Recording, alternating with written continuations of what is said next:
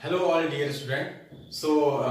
आज के इस लेक्चर में हम पढ़ने जा रहे हैं electric field and electric field lines. ठीक है, अब तक हमने कूलॉम्स लॉ को कवर कर लिया है। ठीक है, उससे अगला जो टॉपिक है वो है electric field and electric field lines. ठीक है, अच्छा तो सबसे पहले हम ये समझने वाले हैं, ये समझने जा रहे हैं कि इलेक्ट्रिक फील्ड क्या है। ठीक है, और इलेक्ट्रिक फील्ड लाइंस जो है वो इलेक्ट्रिक फील्ड से ही एसोसिएटेड है, यानी उससे जुड़ी हुई है। ठीक है, तो सबसे पहले हम देखते हैं कि इलेक्ट्रिक फील्ड क्या है। इलेक्ट्रिक फील्ड देखो, अगर इसके नाम से जैसे पता चल रहा है इलेक्ट्रिक फील्ड, फील्ड मतलब एक मैदान, एक क्षेत्र। ठीक है, और इलेक्ट्रिक मतलब इलेक्ट्रिसिटी का क्षेत्र, यानी चार्ज का क्षेत्र। ठीक है, एक प्रकार से कहते हैं इलाका उसका। ठीक है, एक क्षेत्र जो होता है, चार्ज जो अपना एक क्षेत्र बना लेता है चारों ओर, वो क्या कहलाता है? Electric field. अब देखते हैं उसको थोड़ा एनालाइज करते हैं, उसको थोड़ा समझते हैं। जैसे मान लो यहां पर कोई भी चार्ज है, मान लो है वो Q। ठीक, Q से रिप्रेजेंट करते हैं चार्ज को, तो माना कि चार्ज है Q। ठीक है, तो ये जब भी हम इस चार्ज को, जैसे हम इलेक्ट्रोस्टैटिक अभी पढ़ रहे हैं यूनिट, तो वहां पर जो चार्ज होता है वो क्या होता है? रुका हुआ होता है, यानी रुका हुआ रहता है चार्ज। ठीक है, चल नहीं रहा होता अभी। ठीक है, उसका कोई मूवमेंट नहीं होती। तो अभी चार्ज यहाँ रुका हुआ है और यहाँ रखा हुआ है। ठीक, तो अब देखो ये चार्ज अपने चारों ओर कुछ इस प्रकार से क्षेत्र बनाते हुए, यानी कुछ क्षेत्र बना लेता है।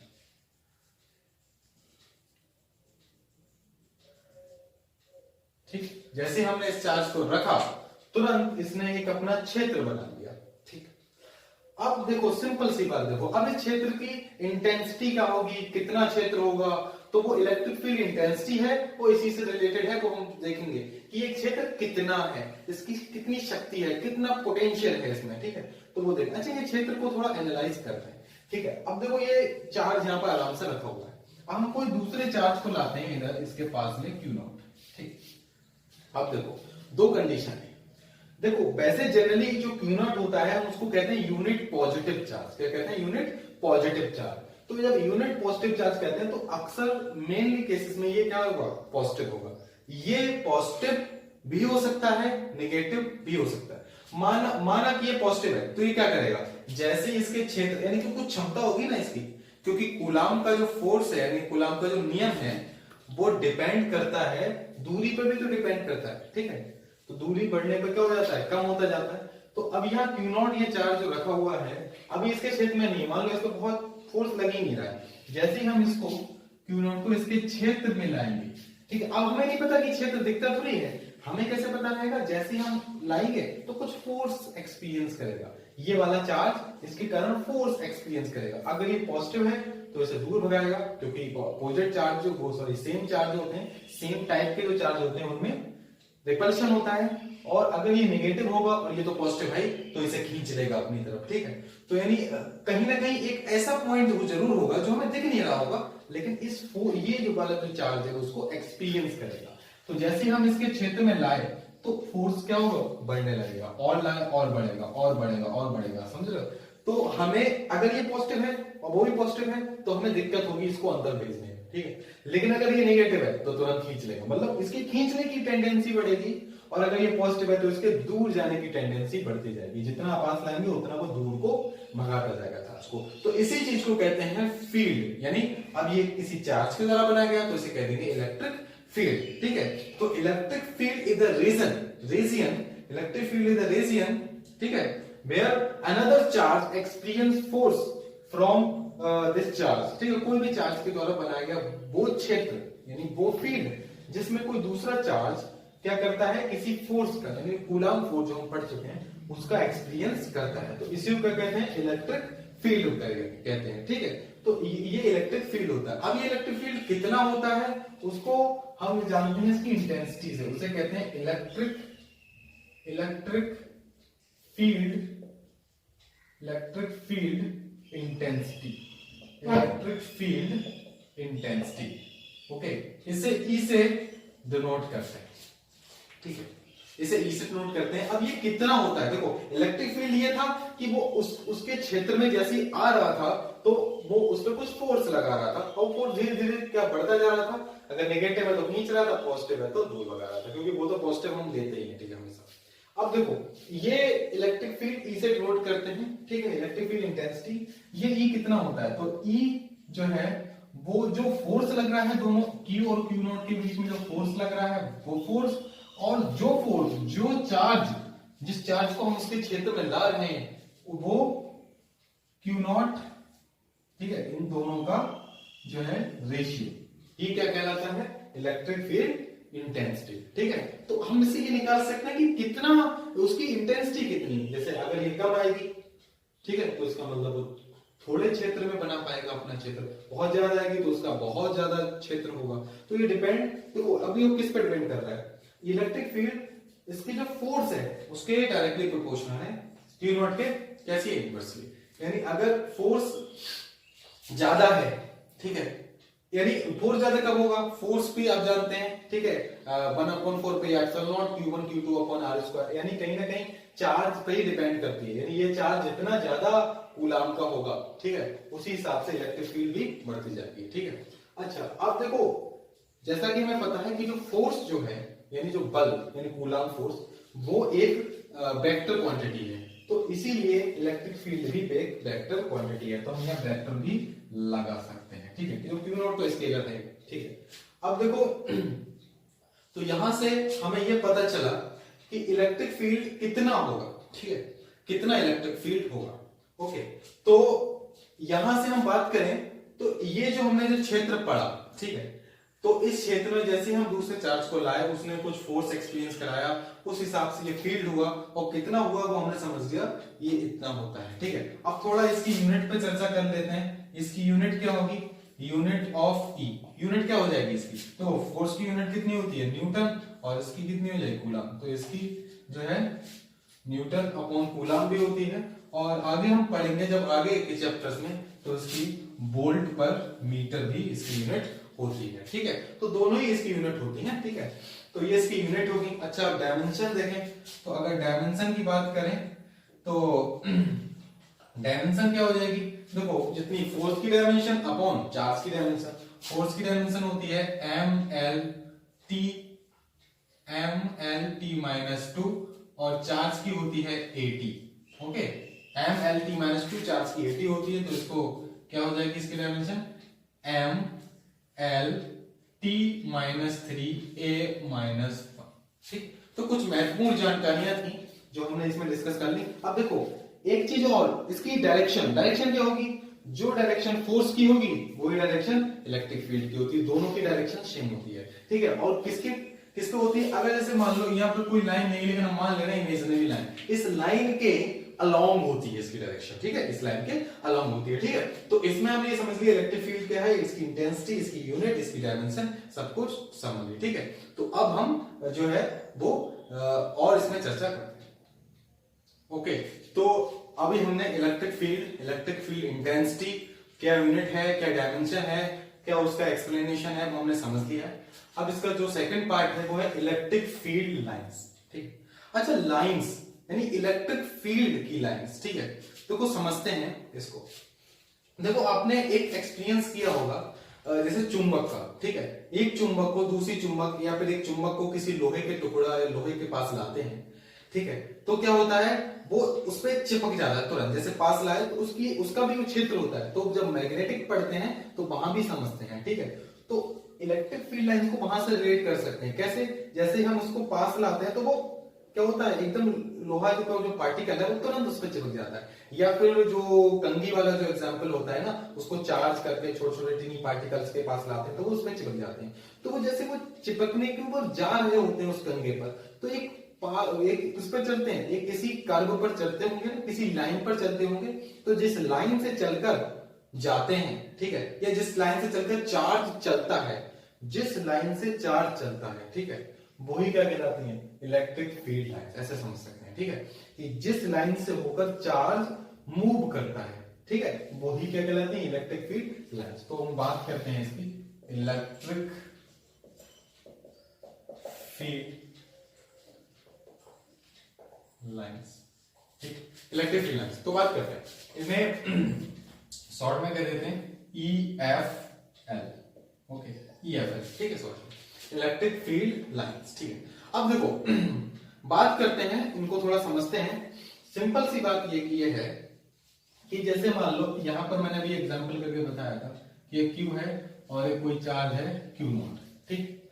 अब देखो ये चार्ज मान लो अगर ये प्लस है, ठीक है, तो ये प्लस है तो इसे दूर भगाएगा, तो जैसे ये जो इस पर एक फोर्स लगेगा, अभी तो एक लाइन मान सकते हैं कि इमेजिनरी लाइन, ठीक है, तो ये दूर की ओर इसे पुश करने की कोशिश करेगा, तो ये किसी और लाइन पे क्या होंगी, चलेंगी। जैसे मान लो अगर ये चार्ज है तो इस प्रकार से जा सकता है, इस प्रकार से जा सकता है, इस प्रकार से, इस प्रकार से, इस प्रकार से, मतलब कहीं की दूर की ओर भागने की कोशिश करेगा। इधर तो आगे नहीं आने की आ ही नहीं सकते, क्योंकि प्लस है, ठीक है। अगर यही माइनस होता और यहां पर किसी चार्ज को लाते हैं, ठीक है, तो क्या करते हैं, तो ये अपनी ओर इसे लाने की कोशिश करता है, यानी इधर इधर, ठीक है, इधर कैसे भी करके अपने में इसे लाने की कोशिश करता है। तो कई डायरेक्शन हो सकती है, ऐसे ऐसे ऐसे, मतलब कहने का मतलब ये है।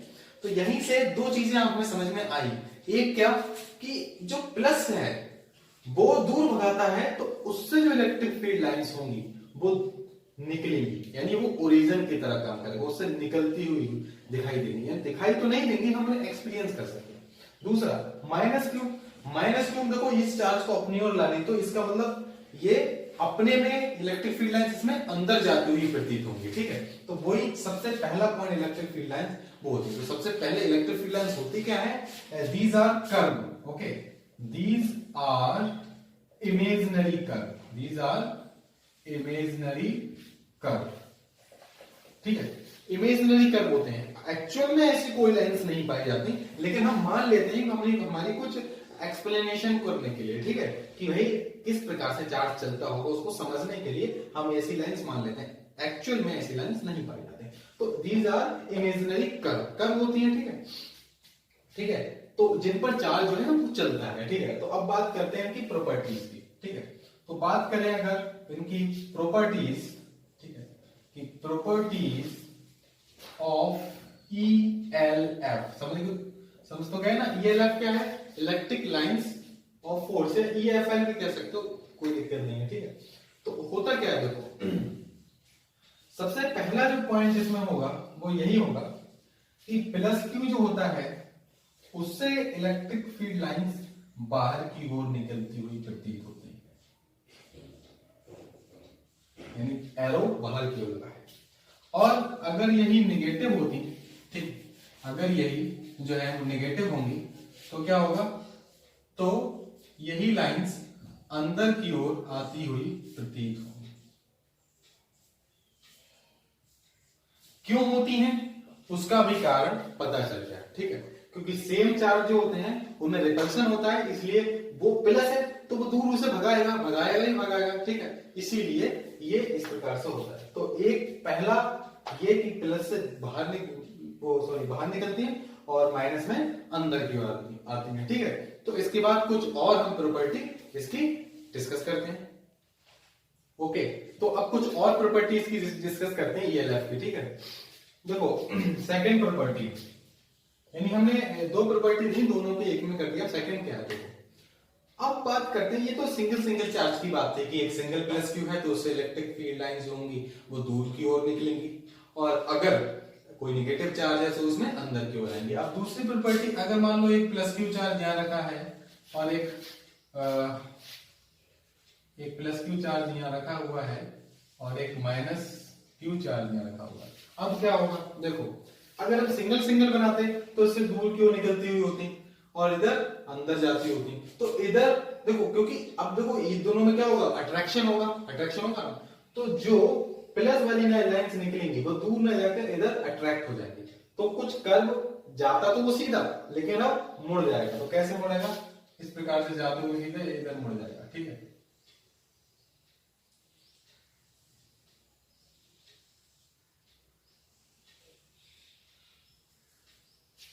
और इधर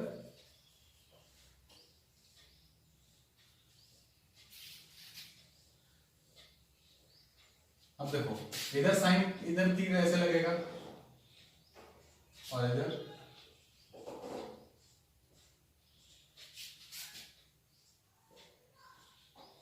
ओके, तो ये समझ गए। देखो अब यहां प्लस क्यू से लाइंस निकल रही है, तो अगर जैसे ये चार्ज नहीं होता, माना कि नहीं, तो कैसे होती, सीधे सीधे निकल जाती, ठीक है। लेकिन अब क्योंकि ये चार्ज है तो इसका भी प्रभाव पड़ेगा ना इस पर, और इस पर इसका प्रभाव पड़ेगा, तो दोनों के प्रभाव से ये क्या हो जाएगी, लचीली हो जाएंगे, ठीक है, इस प्रकार से, ठीक। तो ऐसा हो जाता है, प्लस और माइनस हो तो, ठीक है, सिंपल सी बात। तो एक बात और ध्यान रखना है कि देखो यहाँ लूप नहीं बनना, मतलब लूप तो बना लेकिन क्लोज लूप नहीं बनना। जैसे अगर आप देखो यहां से जा रही है तो फिर यहां से नहीं आ रही, ठीक है, ऐसा नहीं हो रहा, ऐसा नहीं हो रहा है कि ये कर्व बना रही हूं, ठीक है। तो देखो हमने अभी क्या बताया कि अगर इस चार्ज से लाइंस निकल रही हैं तो इस चार्ज से थोड़ी निकल सकती हैं, क्योंकि प्लस से ही हमेशा निकलती हैं, माइनस से नहीं निकलती हैं।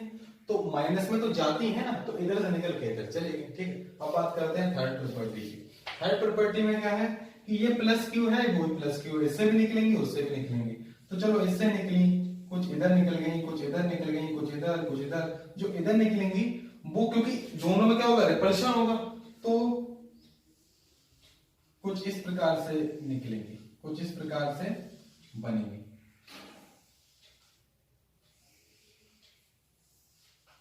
और इधर भी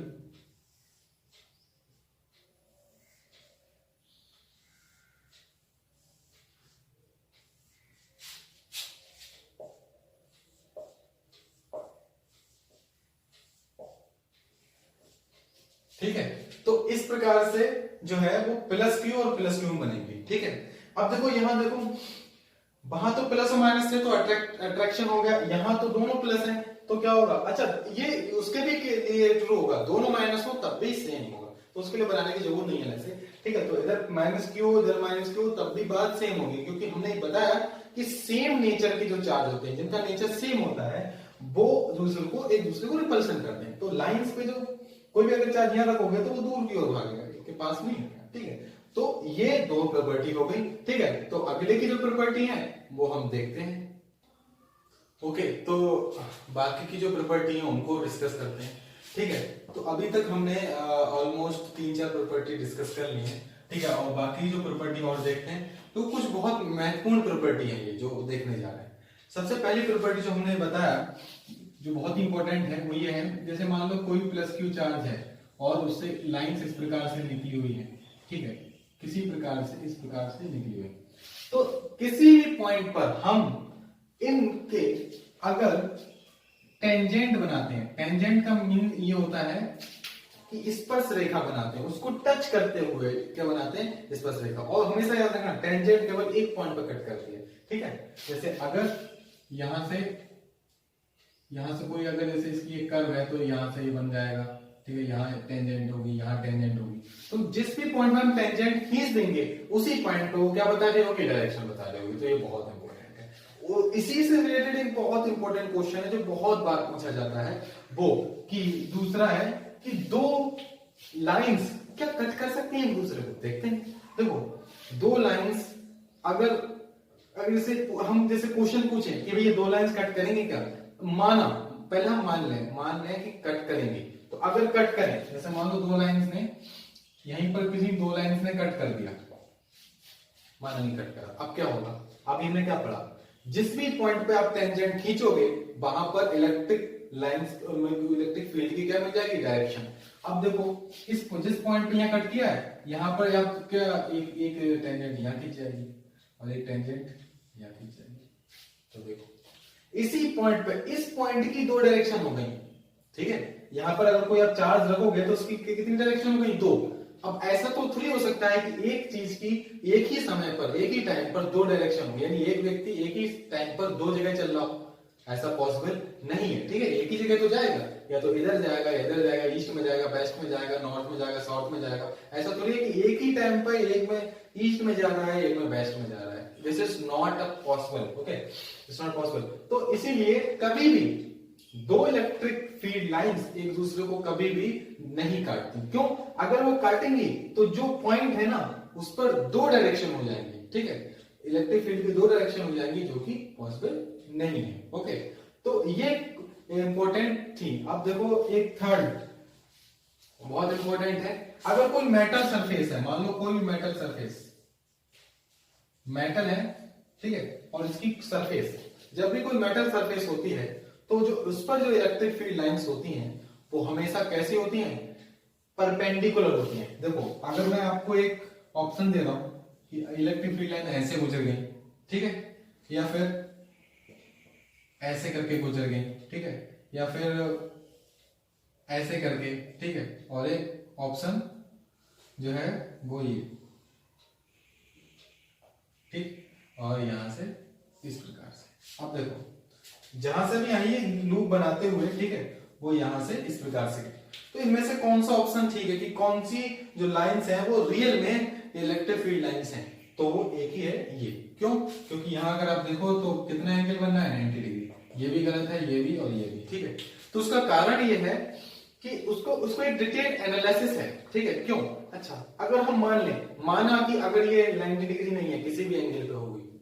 अभी हम क्या पढ़ रहे हैं, इलेक्ट्रोस्टैटिक, और इलेक्ट्रोस्टैटिक में चार्ज जो है वो कभी भी जो है वो चलता नहीं है, रुका रहता है, ठीक है। तो वो इसका करेक्ट एक्सप्लेनेशन है कि यहाँ पर जो जो सरफेस वाली होगी वो जीरो जाएगी, क्योंकि अगर हम इसके दो कंपोनेंट करें तो एक कंपोनेंट आएगा ई कॉस थीटा